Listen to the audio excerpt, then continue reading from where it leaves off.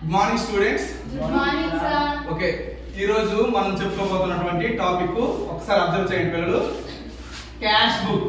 ఏంటమ్మా?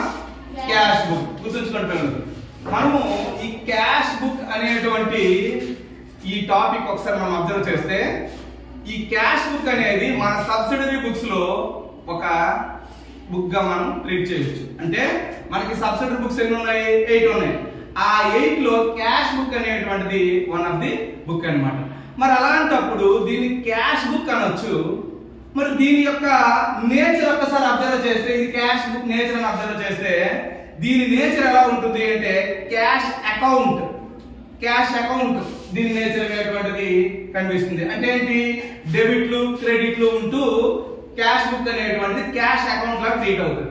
అయితే ఇక్కడ ఒక విషయం గుర్తుంచుకోండి పిల్లలు, దీన్ని సబ్సిడరీ బుక్స్ నుంచి దీన్ని సపరేట్ గా ఒక చాప్టర్ చేయడానికి రీజన్ కూడా ఏంటంటే, మనం బిజినెస్ ట్రాన్సాక్షన్స్ అన్ని కూడా ఏంటంటే క్యాష్ త్రో గానీ బ్యాంక్ త్రో గానీ మనము చేస్తాం కాబట్టి వీటికి ఉన్నటువంటి ప్రాధాన్యత ఉంటుందనే ఉద్దేశంతో సపరేట్ గా క్యాష్ బుక్ అనేటువంటి ఈ చాప్టర్ అనేటువంటిది తీసుకురావడం జరిగింది. అయితే ఇక్కడ ఈ క్యాష్ బుక్ సంబంధించి ఒక్కసారి మనం అబ్జర్వ్ చేస్తే చూడండి, క్యాష్ బుక్ లో జనరల్ గా మనం ఎటువంటి ట్రాన్సాక్షన్స్ రాస్తామంటే, అంటే దీంట్లో ఎంటర్ చేస్తాము అని అంటే ఒక్కసారి మీరు అబ్జర్వ్ చేయాల్సింది, క్యాష్ బుక్ లో ఓన్లీ క్యాష్ ట్రాన్సాక్షన్స్ అంటే నగదు వ్యవహారాలు మాత్రమే రాయాలి. అరువు వ్యవహారాలు ఎట్టి పరిస్థితుల్లో ఇందులో రాయము. అర్థమవుతుంది పిల్లలు? అంటే క్యాష్ బుక్ లో మనం రాసేటువంటి అన్ని వ్యవహారాలు ఎలా ఉంటాయంటే క్యాష్ ట్రాన్సాక్షన్స్ అయి ఉంటాయి. అయితే ఒక్కసారి మనం అబ్జర్వ్ చేస్తే క్యాష్ ట్రాన్సాక్షన్స్ చూస్తే పిల్లలు ఎలా ఉంటాయి ఒక్కసారి చూడండి. సింపుల్ గా లాజిక్,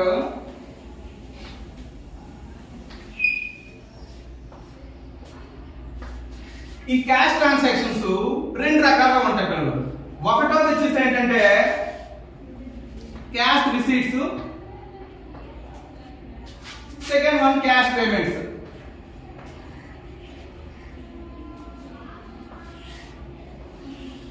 ఒకటోది క్యాష్ అంటే క్యాష్ ట్రాన్సాక్షన్స్ ఎలా ఉంటాయి? ఒకటి క్యాష్ రావడమైనా జరుగుతుంది అంటే క్యాష్ రిసీట్స్ రూపంలో ఉంటుంది, లేదా క్యాష్ ట్రాన్సాక్షన్ ఇంకోలా ఎలా ఉంటుంది అంటే క్యాష్ పోవడం అంటే మన దగ్గర నుంచి వెళ్ళిపోవడం కానీ ఉంటుంది. ఈ రెండు ట్రాన్సాక్షన్సే మనము క్యాష్ ట్రాన్సాక్షన్ గా డివైడ్ చేసుకుంటాం. ఇక్కడ మీరు అబ్జర్వ్ చేస్తే పిల్లలు చూడండి, దీంట్లో ఒక ఎంటర్ చేసేటప్పుడు విధానం ఒకసారి అబ్జర్వ్ చేస్తే ఒకసారి చూడండి పిల్లలు, క్యాష్ బుక్ లేదా క్యాష్ అకౌంట్ అనేటువంటిది దాని నమూనా ఇలా ఉంటుంది పిల్లలు. ఇదిగో ఇక్కడ బోర్డు పై ఏదైతే రాస్తున్నానో ఇది క్యాష్ బుక్ గానీ క్యాష్ అకౌంట్ గానీ నమూనా ఇదే. అంటే పేరుకి సబ్సిడరీ బుక్స్ లో ఉంది కాబట్టి క్యాష్ బుక్ అంటున్నాం, కానీ ఒరిజినల్ గా అకౌంట్ నేచర్ ఇది. ఒక్కసారి అబ్జర్వ్ చేస్తే ఇది సెంటర్ వన్, ఇటువైపు ఉన్నటువంటి దాన్ని క్యాష్ బుక్ లో డెబిట్ సైడ్ అంటాము, ఇటువైపు ఉన్న దాన్ని క్యాష్ బుక్ లో క్రెడిట్ సైడ్ అంటాం. దానికి గుర్తుగా చూసుకోండి, ఇక్కడ డిఆర్ రాసాను, అక్కడ సిఆర్ రాసాను టాప్ లో. మరి ఈ క్యాష్ బుక్ లో ఈ రెండు transactions cash receipts cash payments ఎలా రాస్తాము, ఎటువైపు రాస్తాము ఒక్కసారి అబ్జర్వ్ చేయండి. దానికి రూలే చూడండి పిల్లలు, ఇక్కడ అబ్జర్వ్ చేయండి.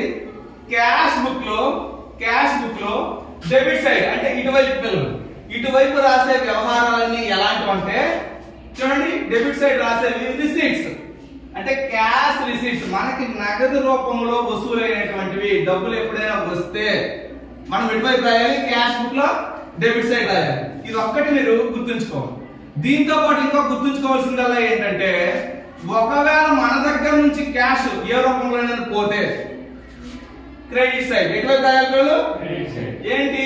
క్యాష్ పేమెంట్స్ అనేటువంటి చూసుకోండి, క్రెడిట్ సైడ్ అంటే ఈ క్యాష్ బుక్ కి క్రెడిట్ సైడ్ రాయాలి. ఇది ఒక్కటే దీనికి ఉన్నటువంటి మెయిన్ థింగ్. ఇక దీంట్లో చెప్పడానికి ఎటువంటి ఏమి ఉండవు, కొత్తదనం ఏమి ఉండవు. ఎంత సింపుల్ గా ఉంటుందంటే ఒకటే పిల్లలు, డెబిట్ సైడ్ క్యాష్ మనకి వస్తే డెబిట్ సైడ్ రాసేయాలి, అందుకే క్యాష్ రిసీట్స్ అన్ని ఇటువైపు రాస్తాము. అలా కాకుండా క్యాష్ పేమెంట్స్ మన దగ్గర నుంచి డబ్బులు పోతే క్రెడిట్ సైడ్ రాయాలి. ఇది ఒక్కటే లాజిక్. అయితే ఈ క్యాష్ బుక్ అనేటువంటిది మీరు ఒక్కసారి అబ్జర్వ్ చేస్తే పిల్లలు, సాధారణంగా ఈ క్యాష్ బుక్ అనేటువంటిది మనం చాలా రకాలుగా చేసుకునేటువంటిది, మన చాప్టర్ పరంగా చాలా రకాలుగా చేస్తాము. దాంట్లో మొదటిది సింపుల్ క్యాష్ బుక్. ఇప్పుడు మనం బోర్డు మీద ఏదైతే ఫార్మాట్ గీస్తున్నామో దీన్ని సింపుల్ క్యాష్ బుక్ అని అంటాం. ఇది క్యాష్ బుక్ లో మొదటి రకం.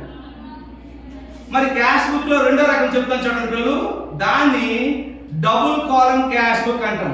డబుల్ కాలం క్యాష్ బుక్, రెండు వరుసల నగదు పుస్తకం అని చెప్తాం. అలాంటప్పుడు ఈ క్యాష్ బుక్ ఎలా ఉంటుంది అంటే, ఇక్కడ క్యాష్ కాలం తో పాటు అడిషనల్ గా డిస్కౌంట్ వస్తుంది. ఇక్కడ కూడా క్యాష్ కాలం తో పాటు అడిషనల్ గా డిస్కౌంట్ అనేటువంటి అడిషనల్ కాలం వస్తుంది. అంటే ఇది ఫస్ట్ వన్. సెకండ్ మెథడ్ లో ఏం చెప్పామంటే డబుల్ కాలం అన్నాం కదా, ఒకటో కాలం వచ్చి క్యాష్ వస్తుంది, దాని ముందేమో డిస్కౌంట్ కాలం ఉంటుంది. ఇలా రెండు వైపులు ఉంటుంది. దీన్ని రెండు వరుసల డబుల్ కాలం క్యాష్ బుక్ అని అంటారు. ఇక మూడో రకం గుర్తుంచుకుంటారు. ఈ మూడో రకమైనటువంటి క్యాష్ బుక్ ని త్రిబుల్ కాలం క్యాష్ బుక్ అంటాం. ఈ త్రిబుల్ కాలం క్యాష్ బుక్ చెప్పేటప్పుడు మనం గమనించుకోవాల్సిందల్లా ఏంటంటే, దీంట్లో మూడు వరుసలు ఉంటాయి. ఆ మూడు వరుసలు ఏంటంటే, ఒకటి క్యాష్, రెండు మనం ఇప్పుడు కాలంలో ఎక్కువ బ్యాంక్ ట్రాన్సాక్షన్ చేస్తున్నాం కదా, బ్యాంక్ కాలం, మూడోది డిస్కౌంట్ కాలం. ఇలా ఈ మూడు కూడా వేరు వేరు సందర్భాల్లో మనము రాయాల్సి ఉంటుంది. అయితే త్రిబుల్ కాలం క్యాష్ బుక్ ఈ మూడు ఇండివిజువల్ అకౌంట్స్ ని ఒకే మనం టేబుల్లో రాస్తాం కాబట్టి దాన్ని త్రిబుల్ కాలం క్యాష్ బుక్ అని అంటాం. మీకు సపరేట్ గా దానికి సంబంధించినటువంటి ఒక ప్రాబ్లము నేను చెప్తాను, అప్పుడు మీకు దాంట్లో ఉండేటువంటి ఎలా పోస్ట్ చేయాలి ఏంటనే తెలుసుకుంటాం. కానీ ప్రస్తుతం ఈ సింపుల్ క్యాష్ బుక్ లో ఒక ప్రాబ్లం మనం తీసుకొని ఆ ప్రాబ్లం ఎక్స్ప్లెయిన్ చేస్తాను కదా. చూడండి, చదవమ్మా. ఫస్ట్ పాయింట్ అంటే టైటిల్ చదువు ఒకసారి. Title prepare the simple cash book of Vasu from the following transactions. చూడండి, అంటే వాసుకు సంబంధించినటువంటి పుస్తకాల్లో మనము సింపుల్ క్యాష్ బుక్ ని తయారు చేయమని చెప్పేసి లెక్క. ఓకే, దీంట్లో ఫస్ట్ వన్ చూడండి. 2024 February 1st, Vasu started business with cash. గుర్తుంచుకుంటారు. Vasu started business with cash. గుర్తుంచుకుంటారు. ఇక్కడ వినండి. మనకి మీకు ఆల్రెడీ మీ నేచర్ మీరు ఒకటే చేయాలి ఆన్సర్ చేసేటప్పుడు. డబ్బులు వస్తున్నాయా, డబ్బులు పోతున్నాయా? క్యాష్ వస్తే డెబిట్ సైడ్, క్యాష్ పోతే క్రెడిట్ సైడ్. మరి మనము లెక్కలు రాసే ఒక అకౌంటెంట్. వాసు అనేటువంటి వ్యక్తి వ్యాపార ప్రారంభానికి ఎంత అమౌంట్ అమ్మా? 20,000 రూపీస్ తీసుకొచ్చాడు. డబ్బులు తీసుకొచ్చాడు కదా, ఆ తీసుకొచ్చాడంటే డబ్బులు వచ్చినట్టు కదా. కాబట్టి వస్తే ఇటువైపు రాయాలి కదా. ఇదిగో డేట్ కాలం లో డేట్ రాయాలి కదా. చూడండి, 2024 February 1. ఓకే, ఫిబ్రవరి 1st. డబ్బులు తెచ్చాడు కాబట్టి, పిల్లలు తీసుకొచ్చాడు కాబట్టి, ఆ తెచ్చింది క్యాపిటల్ గా, వ్యాపారం స్టార్టింగ్ లో తెచ్చాడు కాబట్టి క్యాపిటల్, టు క్యాపిటల్ అకౌంట్. ఓకేనా? అమౌంట్ ఎంత? 20,000. ఓకే పిల్లలు. ఓకే, నెక్స్ట్ సెంటెన్స్ చదవమ్మా. Cash sales. గుర్తుంచుకున్న పిల్లలు, క్యాష్ సేల్స్ అంటే అర్థం ఏంటంటే, మనము సరుకుని అమ్మాము, డబ్బులు తీసుకున్నాం. అంటే డబ్బులకే, అరువు కాదు ఇక్కడ. ఓకేనా? మనము క్యాష్ సేల్స్ అంటే ఇక్కడ గమనించుకోవాల్సిందల్లా ఏంటంటే, మనము సేల్ చేసాము, డబ్బులు తీసుకున్నాం. మరి డబ్బులు తీసుకున్నాం, డబ్బులు వచ్చి ఉంటాయి, పోయి ఉంటాయి, వచ్చి ఉంటాయి కదా. కాబట్టి ఎటువైపు రాయాలి? డెబిట్ సైడ్ రాసుకోవాలి. డేట్ ఎప్పుడు? 2 సేల్స్. అమౌంట్ ఎంత? 1,000. 12. Okay, next. గుర్తుంచుకుంటుంది. పర్చేజ్. లాజిక్ మీద ఆలోచించండి. మనం కొన్నామంట, కొంటే డబ్బులు ఏమవుతాయి? అంతే కదా. మీరు ఇక్కడ ఈ పిల్లలు ఈ చాప్టర్ లో లెక్క చేసేటప్పుడు మీ మైండ్ సెట్ ఒకటే, ఒక పని చేయడం వల్ల డబ్బులు వస్తానయ్యా, ఇటు రాసేయండి. డబ్బులు పోతానయ్యా, రైట్ సైడ్ రాసేయండి. మరి ఇప్పుడు ఏం చెప్పాడు? పర్చేజ్ అంటే కొన్నాం అన్నాడు. ఏంటి కొన్నాం? సరుకు కొన్నాం. మరి సరుకు కొంటే డబ్బులు ఏమవుతాయి?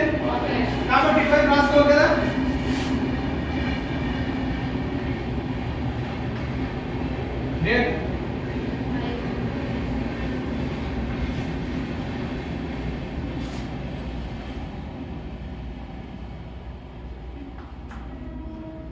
అమౌంట్ ఎంత అబ్బా? 8,000. Next Cash received from Raj. చూడండి ఒకసారి అబ్జర్వ్ చేయండి. ఈ పాయింట్ ఏం చెప్తుంది అంటే క్యాష్ రిసీవ్డ్ ఫ్రమ్ రాజు. రాజు నుంచి మనకు డబ్బులు వచ్చాయంట. ఎవరి నుంచి డబ్బులు వచ్చాయి? మరి రాజు నుంచి డబ్బులు వస్తే డబ్బులు వచ్చాయి కదా, ఎటువైపు రాయాలి? డెబిట్ సైడ్ రాసుకోవాలి. To Raju. అమౌంట్ ఎంత? 16,000. Okay next postage. గుర్తుంచుకోండి పిల్లలు, పోస్టేజ్ అంటే ఏంటంటే గుర్తుంచుకోండి పిల్లలు, పోస్టల్ కి సంబంధించినటువంటి ఖర్చులు. పోస్టల్ డిపార్ట్మెంట్ కి సంబంధించి మనం ఏవో కొన్ని ఏవైనా కవర్స్ లేకపోతే ఏవైనా మనం పోస్ట్ లో పంపించుంటాం, దానికోసం మనం ఖర్చు పెట్టాం. ఆ ఖర్చుల్ని పోస్టేజ్ అంటాం అన్నమాట. ఓకే పిల్లలు, ఈ పోస్టేజ్ అనేది ఖర్చులు అంటే డబ్బులు వస్తాయో పోతాయి? పోతాయి కదా. కాబట్టి ఇటువైపు రాసుకోవాలి కదా.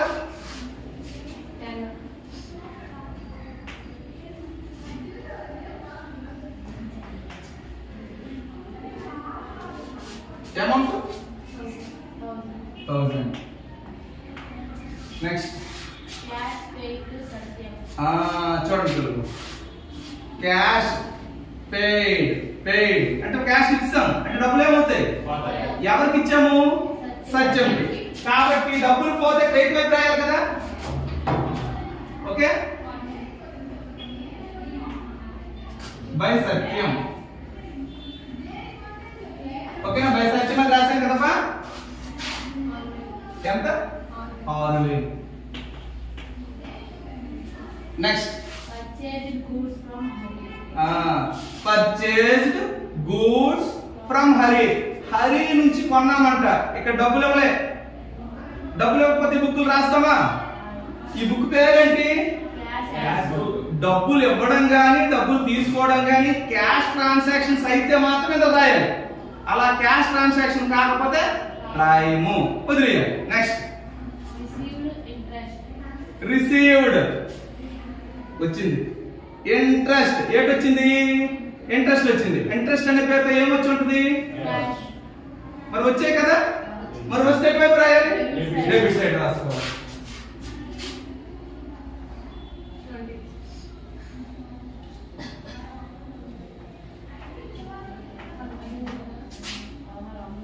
Amount okay. Next Paid salaries. Salary pay చేస్తాం. శాలరీ పే చేస్తాం అంటే ఏం పే చేసినట్టు? శాలరీ పే చేసామంటే ఏం పే చేస్తాం? క్యాష్ పే చేసి ఉంటాం. మరి క్యాష్ పే చేస్తే క్యాష్ ఏమవుద్ది? పోతుంది. కాబట్టి ఇటువైపు రాసుకోవాలి కదా. 28.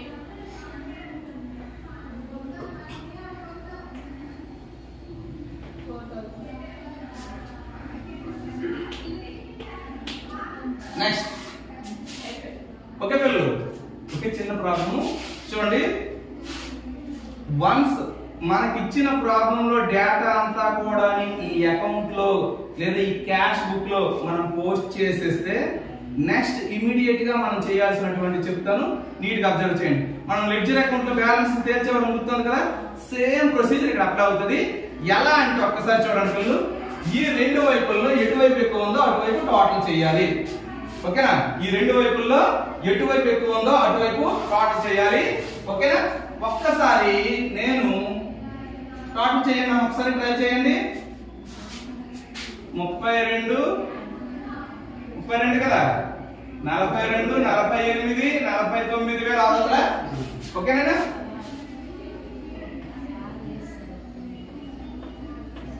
మరి దాని నుంచి మైనస్ చేయాలి కదా, కిలో చేస్తానండి. ఓకే పిల్లలు చూడండి, ఒకసారి చెప్తాను చూడండి. రూల్ ఏంటంటే ఇది పేరుకి సబ్సిడరీ బుక్ అయినప్పటికీ కూడా దీని నేచర్ ఒక లెడ్జర్ అకౌంట్ నేచర్ కాబట్టి రెండు వైపుల్లో ఎటువైపు ఎక్కువ ఉందో అటువైపు టోటల్ చేయాలి. Rule number 1. రూల్ 2, ఇదే అమౌంట్ ని ఆపోజిట్ సైడ్ కూడా ఈక్వల్ చేయాలి. రూల్ 2 ఆపోజిట్ సైడ్ ఈక్వల్ చేసాం. రూల్ 3 పైన ఎంత చాలదో ఆ చాలని అమౌంట్ వేసేయాలి. 30,600. ఎంత పిల్లలు చాలదు? 30,600. ఓకే పిల్లలు, ఆ చాలని అమౌంట్ వేసేసి దానికి ఒక పేరు పెట్టాలి. చూడండి పిల్లలు, బై బ్యాలెన్స్ సిడి. సార్ ఇక్కడ డేట్ ఎప్పుడు గుర్తుంచుకోండి పిల్లలు, ఇక్కడ ఈ మంత్ లాస్ట్ డేట్ ఎప్పుడు ఉంటుందో ఆ డేట్ వేసుకోవాలి. ఓకేనా? ఓకే, ఫిబ్రవరి కాబట్టి 28. మరి ఇక్కడ బ్యాలెన్స్ సిడి రాసామంటే ఇమ్మీడియట్ గా దాని నెక్స్ట్ చూడండి, దాని ఈ టోటల్ దిగుకి ఆ అమౌంట్ తీసుకొచ్చేయాలి. ఓకే, 30,600. ఓకేనా? అక్కడ బ్యాలెన్స్ సిడి రాసాం కదా పిల్లలు, ఇక్కడ టు బ్యాలెన్స్ బిడి అని రాయాలి. ఓకేనా? టు బ్యాలెన్స్ బిడి అని రాయాలి. డేట్ వచ్చేసి ఇది ఫిబ్రవరి కదా, ఫిబ్రవరి ఎండింగ్ అయిపోయింది కదా, ఇక్కడ నెక్స్ట్ మంత్ డేట్స్ రాసుకోవాలి. Okay, March 1. ఓకేనా? ఇలా రాయాలి. ఒక్కసారి చూడండి పిల్లలు, క్యాష్ బుక్ లో మొత్తం ట్రాన్సాక్షన్ పోస్ట్ చేసిన తర్వాత మనం బ్యాలెన్స్ ని ఎలా టాలీ చేయాలంటే మళ్ళీ ఒకసారి రివిజన్ చూసుకోండి. ఎటువైపు ఎక్కువ ఉందో ఈ రెండు వైపుల్లో అటువైపు టోటల్ చేయాలి. చూస్తే ఇటువైపు ఎక్కువ ఉంది కాబట్టి టోటల్ చేసాము. Rule number 1. Opposite side equal చేయాలి. రూల్ 2. పైన ఎంత చాలదో అంత వేయాలి. రూల్ 3. చాలని దానికి ఒక పేరు పెట్టాలి, అదే బై బ్యాలెన్స్ బీడి అని చెప్పేసి. రూల్ 4 ఇది. రూల్ 5 వచ్చేసి ఇక్కడ బ్యాలెన్స్ ని క్యారీ డౌన్ చేసామంటే దాని నెక్స్ట్ మంత్ కి అది బ్రాడ్ డౌన్ తెచ్చుకోవాలి కాబట్టి ఇదిగో అదే అమౌంట్ తీసుకొచ్చాము. తీసుకొచ్చి టు బ్యాలెన్స్ బ్రాడ్ డౌన్ అని రాసుకున్నాం, నెక్స్ట్ మంత్ డేట్ వేసుకున్నాం. ఓకే పిల్లలు, ఇలా ఏదైనా క్యాష్ ట్రాన్సాక్షన్స్ వచ్చేటప్పుడు మనం ఇలా పోస్ట్ చేయాలి పిల్లలు. ఇంతటితో ఈ క్లాస్ అనేది క్లోజ్. ఓకే.